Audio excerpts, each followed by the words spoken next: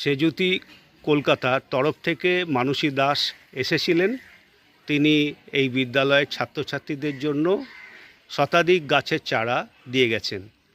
আমরা রক্তদান শিবির যেদিনকে হয়েছিল 23শে আগস্ট, সেদিনকে কিছু ছাত্রছাত্রীদের হাতে দিয়েছি। আজকেও কিছু ছাত্রছাত্রীদের হাতে দিলাম, আগামী দিনে দেব।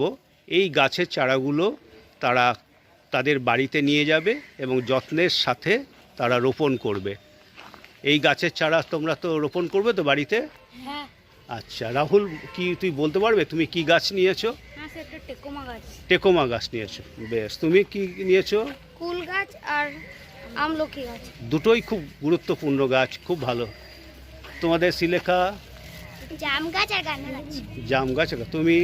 আমলকি আর টেকোমা। বাহ। রাজেশ? আমলকি গাছ নিয়েছি। আমলকি গাছ বাঁচাবে নিশ্চয়ই। তোমরা কি নিয়েছো? আমলকি আর টেকোমা গাছ। বাহ। তুমি কি নিয়েছো? তুমি অনেকগুলো গাছ নিয়েছো, কি কি নিয়েছো? আমলকি, হুম। কুল গাছ আর তুমি কোন ক্লাসে পড়ো? ক্লাস 5। ইপসিতা কি গাছ নিলে? আমি আম গাছ আর কাঁঠাল গাছ আর আমলকি গাছ। তুমি? আমি ফুল গাছ আর আমলকি গাছ। বেশ। হ্যাঁ, না, হ্যাঁ।